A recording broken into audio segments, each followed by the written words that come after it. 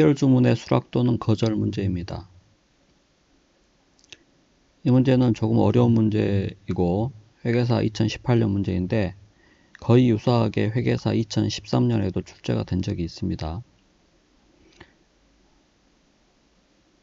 그리고 요즘에 회계사 세무사 문제가 서로 보면은 서로 참조해 가지고 출제하는 경향이 있기 때문에 세무사 문제도 요즘에 어려워지고 있고 해서 요즘에 세무사 문제에서도 이와 유사한 문제가 출제되지 않는다는 보장이 없습니다. 그래서 이 문제는 한번 풀어보시고 좀 정리를 해 보시는 게 상당히 필요하다고 생각이 됩니다. 어렵긴 하지만. 그래서 한번 같이 풀어보면서 좀 정리 좀 해봅시다.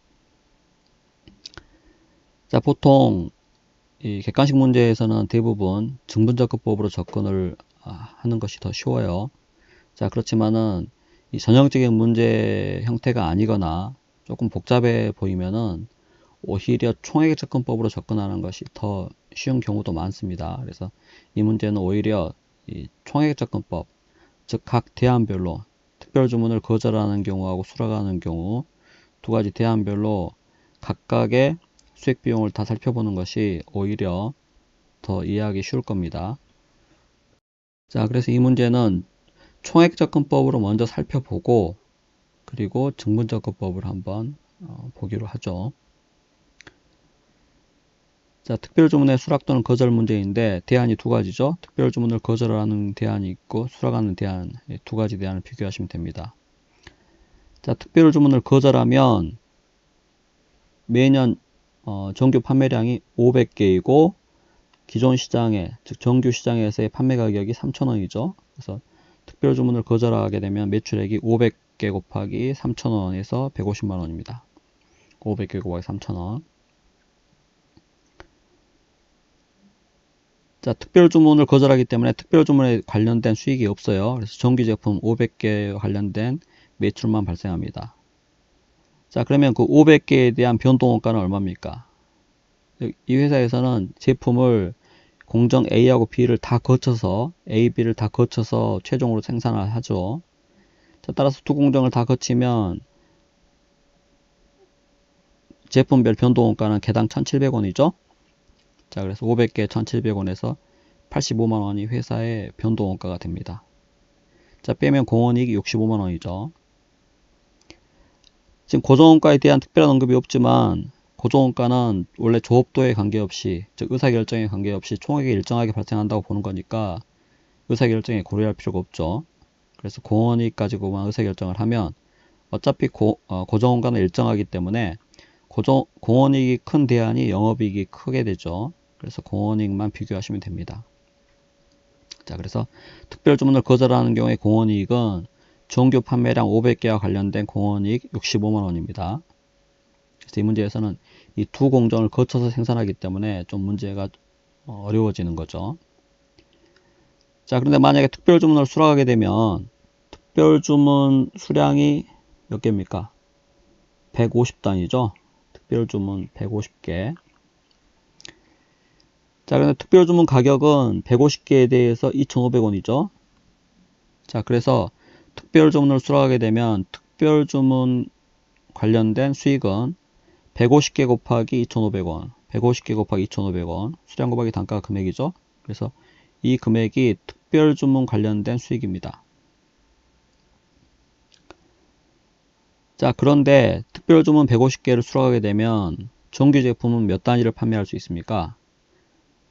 자, 공정 A하고 B의 연간 생산 능력이 각각 550단위하고 600단위죠. 자, 그래서 두 공정 중에서 공정 A가 병목 현상이 일어나는 공정이죠. 즉, 공정 A가 생산 능력이 지금 더 부족하기 때문에 공정 A가 회사의 생산 능력을 좌우합니다. 그래서 공정 A 때문에 원래는 550단위만 생산할 수가 있어요.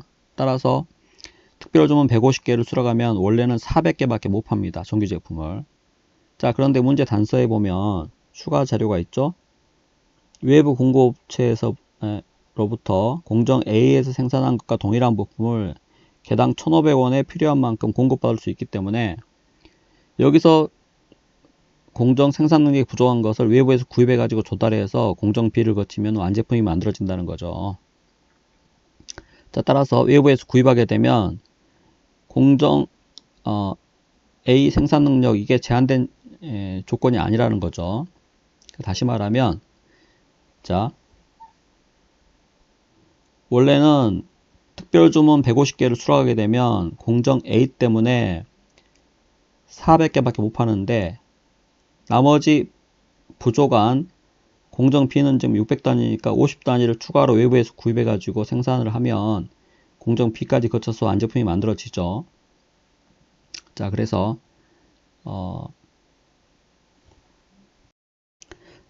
특별주문 150개를 수락하게 되면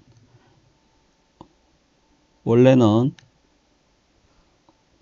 공정 A 때문에 400단위밖에 정규 제품을 생산 판매할 수밖에 없죠. 자, 그런데 외부에서 구입할 수 있기 때문에 450단위 모두를 다 정규 제품 판매할 수 있습니다. 정규 제품 450개 판매 가격 3,000원이죠. 3,000원. 그렇게 해서 특별주문 수락하게 되면 특별주문 수익이 이만큼이고 정규 제품 수익이 이만큼입니다. 그래서 총 600개의 생산 판매를 다 할 수 있다는 거죠. 자, 그런데 600개 중에서 550단위만큼은 회사 내부에서 공정 A에서 만들어서 B로 대체해서 생산하는 거죠. 그래서 550단위에 대한 변동원가는 1,700원입니다. 550단위에 대한 변동원가는 1,700원이에요.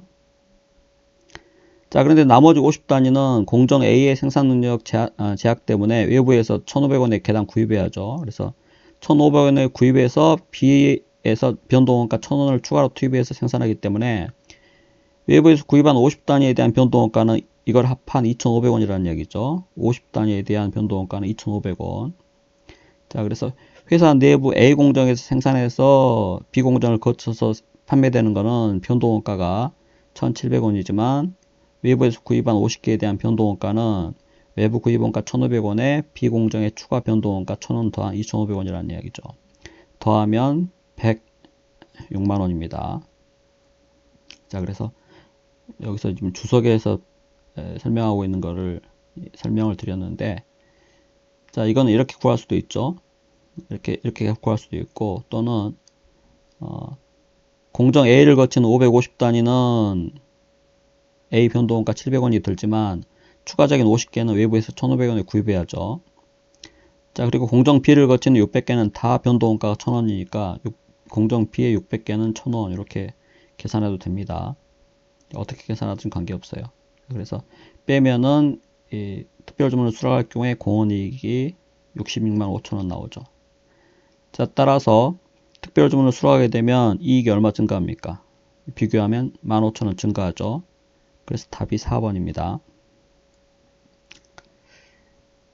자, 해답에서는 증분적법으로 접근했는데 이거는 총액 접근법 두 대안을 비교해서 생각하시면 되겠습니다.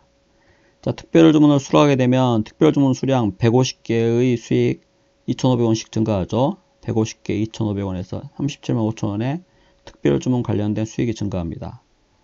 자, 그런데 정규 제품이 500개에서 450개로 50개만큼 감소하죠. 그래서 정규 제품 50개 감소, 정규 제품 판매 가격 3,000원.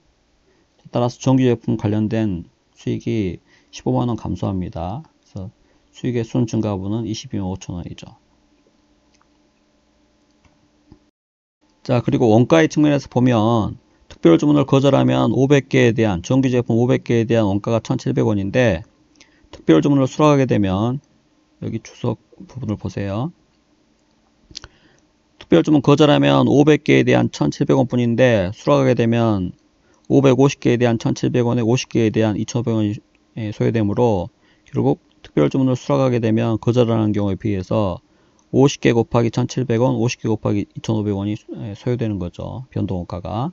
그래서 50개 곱하기 1,700원, 50개 곱하기 2,500원 계산된 금액이 21만원입니다. 그래서 빼서 증분이익 15,000원이 나올 수도 있어요. 그래서 이 문제는 상당히 어려운 문제인데 일단 증분접근법보다는 총액접근법으로 연습을 좀 해보시기 바랍니다. 자, 그래서 요즘에 시험이 어려워지고 있는 추세이기 때문에 이건 회계사 문제에서 2번 출제가 됐지만 거의 유사한 문제가 세무사 문제에서도 충분히 다루어질 수 있습니다. 앞으로. 자, 그래서 조금 어렵긴 하지만은 총액 접근법 위주로 해가지고 연습을 좀 하시기 바랍니다.